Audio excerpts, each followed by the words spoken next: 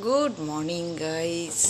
দেখো বাইরে কি সুন্দর রোদ উঠেছে ঝলমলে। এটা আমার কিচেনের উইন্ডো। তো জাস্ট এখন সব ছড়িয়ে রয়েছে, সকালে তাড়াতাড়ি করে গেছিলাম।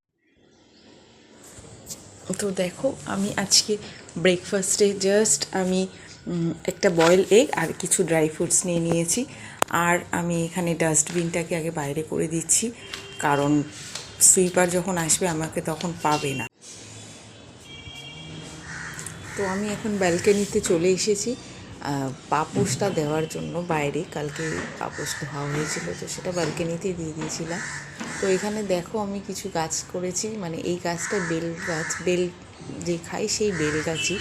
অনেক দিন, তাও 5 বছর হয়ে গেল গাছটা পুরনো। আর এটা একটা পাতাবাহার, আর এইটার নামটা ঠিক আমি পার্টিকুলার মনে করতে পারছি না। আর এটা একটা সিম্পল এরকমই গাছ রেখেছি, অনেক গাছ ছিল। তো এটা লাল দেশি জবা ফুল গাছ, মানি প্ল্যান্টটাকেও ভালো করে সাজিয়ে দেবো। অনেক গাছ ছিল, অনেক। একটা যদি তোমাদের আফটার বিফোর দেখাতে পারি তো দেখাবো কোনো সময়, একটা ভিডিও বা ফটো করা আছে। তো একদম ক্লিন করে নিয়েছি, অনেক বাকি আছে এখনও যদিও। তো আমি বাইরে চলে এসেছি এটা পাপোশটাকে দিয়ে দিতে, কারণ বাইরে থেকে যখন বেরিয়ে আসবো তো পা যদি না মুছে ঢোকা, ঘরের অবস্থা খুবই খারাপ হয়েছে। যেহেতু শীতকাল প্রচুর ডাস্ট হয়, প্রচুর বাইরে ধুলো হয়, তো পাটা এতে আমরা মানে করেই ঢুকি, মুছেই ঢুকি। তো যাই হোক, পাপোশটা এখানে দিয়ে দিলাম। তারপরে দেখো আমি চলে যাব গিয়ে তোমাদের ব্যালকানিতে। আমাদের ব্যালকানি মানে, তো দেখাচ্ছি পাশে একটা বাড়িতে দেখো দোতলা, খুব সুন্দর একটা মানে বেবি বাথ ট্যাবের মধ্যে দেখো কি সুন্দর পালং শাক আর ধনে পাতার সিডস ফেলেছিল। তো সেখান থেকে ছোটো ছোটো কত চারা উঠেছে, দেখতে এত ভালো লাগে, গ্রিন হয়ে থাকে আর আস্তে আস্তে বড় হচ্ছে, বেশ ভালো লাগছে। তো ব্যালকানি থেকেই আমি এবার চলে আসবো, ব্যালকানির সাথে যে রুমটা, এটাতেই আমি ঋদ্ধি থাকি বেশি। তো এখানে আগে আমি বেডটা ক্লিন করে নেব। এটা ঋদ্ধি পড়ার টুলের ওপর দেখো র্যাবিট শুটাকে সাজিয়ে গেছে, এত দুষ্টু। তো এবারে আমি আগে বেডটা ক্লিন করে নেবো। সকালে তো একদমই কিছু করার টাইম পাই না, মানে অত যেহেতু আর্লি মর্নিং ট্রেন ধরার ব্যাপার থাকে, তো সেই জন্য সকালে ওগুলো কিছুই করা হয় না। জাস্ট ওকে রেডি করি, আমি একটু রেডি হই, আর ওর যে স্কুলের টিফিনটা মানে দিই, সেই টিফিনটা বানিয়ে রেডি করে চলে যাই। তো এসে আমি এগুলো করি, রান্নাটাও কিছুটা করি। তো আজকে ওকে সকালে মানে স্কুল থেকে নিয়ে যখন আসবো তখন আমি ওকে ডালিয়া খাওয়াবো। তো সেই জন্য ডালিয়াটা বানাবো না, কারণ আমি মানে ঘর থেকে বেরিয়ে ওকে ফিরে নিয়ে আসতে মোটামুটি 1.5 ঘন্টা মতন সময় লাগে। তো সেই জন্য আমি আর মানে করবো না, তো আজকে এসে করবো। তো এখানে আমি বেডটা ক্লিন করে শুরু করে দেব। দেখো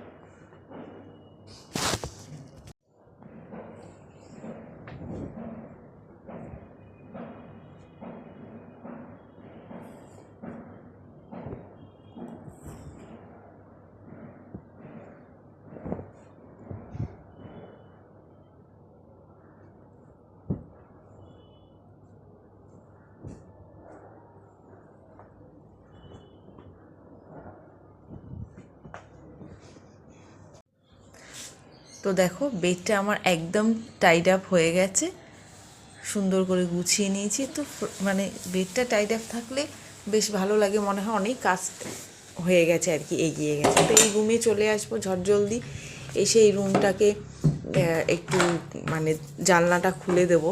তো একদম অন্ধকার হয়ে রয়েছে। তো ফার্স্টে আমি দেখবো যে আমার নাইট ল্যাম্পটা যে জ্বলছে, নাইট ল্যাম্পটাকে অফ করে দেবো। তো রাত্রেবেলায় এই রুমটা একদম ডার্ক রাখি না, নাইট ল্যাম্প একটা জ্বালিয়ে আমি রেখে দিই, রুমটা তো লক করেই রেখে দিই, ওই রুমেই শুই। তারপরে আমি জানলাগুলো খুলে দেবো, আর জানলাগুলো খুলে আমি কিন্তু চুলেই চলে যাব, কারণ এখন তো খুব একটা বৃষ্টির সম্ভাবনা নেই। তো সেই জন্য জানলাটা আমি খুলেই যাব, আর বৃষ্টির সময় থাকলে পুরো বন্ধই করে যেতাম, এসেই মানে খুলি। সকালে যখন আমি ফ্রেশ করি, ঘর ক্লিন করি, ডাস্টিং করি, তখন জানলাগুলো খুলে রাখি। তো এই জায়গাটা দেখছো খালি, এখানে আমি একটা ওয়াল হ্যাঙ্গিং রাখি। তো এইগুলো সব এই যে ওয়াল হ্যাঙ্গিং সব ধুয়ে রেখেছি রেডি করে। তো আমি আবার ওটা সেট আপ করে তোমাদের দেখাবো। আর এটা ঋদ্ধির একটা ওয়ার্ড্রপ, ওখানেও একটা স্কুলের ছবি এঁকেছিলো, সেইটা লাগিয়ে দিয়েছি। তো চলো আর দেরি না, আমি বেরিয়ে পড়ছি। আমার স্কুলে আনতে যেতে হবে ঋদ্ধিকে, আর দেরি করব না, একদম ঝটজলদি বেরিয়ে যাব। কারণ স্কুলের যাওয়াটা মানে যেহেতু বাই ট্রেনে যাই, তো টাইমিংয়ে পৌঁছানোটা খুব জরুরি।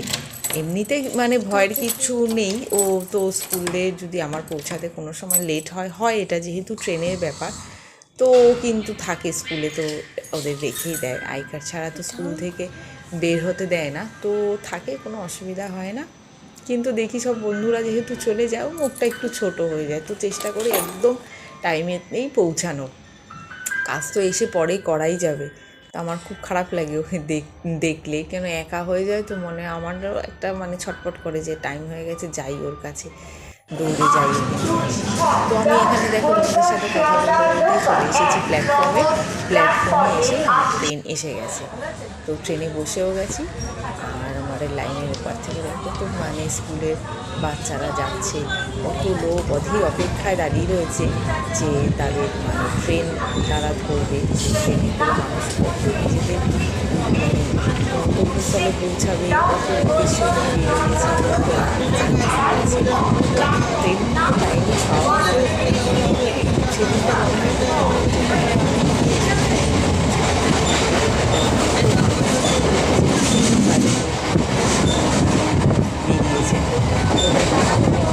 বেরিয়েছে। তো তোমাদের দেখাচ্ছি, তো দেখাও মানে ভিডিও মাধ্যমে প্লিজ দেখা যাচ্ছে কাছ থেকে এটা কিন্তু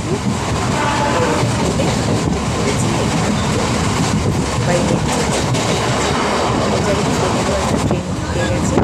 আমি আমার ধীরে ধীরে পৌঁছাচ্ছি, তোমাদের সাথে কথা বলতে একদম টাইমের ব্যাপার থাকে, ট্রেনেও ঠিকঠাক চলছে। দিক থেকে নিয়েও নিয়েছি ওকে স্কুলে, এবার স্কুল থেকে বেরিয়ে মুখটাকে খুব দুষ্টু, এবার বিভিন্ন কথা বলছে আমার সাথে, নিয়ে আসছি। তারপর আবার ট্রেন ধরবো, ট্রেন ধরে আমরা আসবো। সবজি নিয়েছিলাম, তারপরে ওকে নিয়ে আসার সময় ফুল নিয়েছি। তো বাড়িতে এসেই আমি ডালিয়া বানাচ্ছি ঝটজলদি খাওয়াবো বলে। তো সিম্পল দেখো, আমি এরকম প্রেশার কুকারের মধ্যেই ডাইরেক্ট করি। তো প্রেশার কুকারের মধ্যে আগে একটু সর্ষের তেল দিয়ে দিয়েছি, তারপরে আমি তেলটা গরম হওয়ার পরে দিয়ে দেবো জিরে ফোড়ন, মানে সাদা জিরে ফোড়ন দিয়ে তারপরে দেখো আলু কিউব করে কেটে রেখেছি, আর টমেটো কেটে রেখেছি, আর কড়াইশুঁটি দেবো। এমনি শীতে সব ভেজিটেবল দিয়েই করা যায়। তো এরকমভাবে আলুটা দিয়ে দেওয়ার পর ভালো করে নুন আর হলুদ দিয়ে আলুটাকে কিন্তু ভালো করে একটু ভেজে নেওয়ার পর তারপরে টমেটোটা দিতে হবে। টমেটোটা দিয়ে দেওয়ার পর জিনিসটা বেশ একটা মানে মাখা একটা ব্যাপার হয়ে যাবে। তো এটা স্মেল আসে ভালো, এরকমভাবে একটু ফ্রাই করে নিলে। তো ঋদ্ধি খুব সুন্দর খায় জিনিসটা।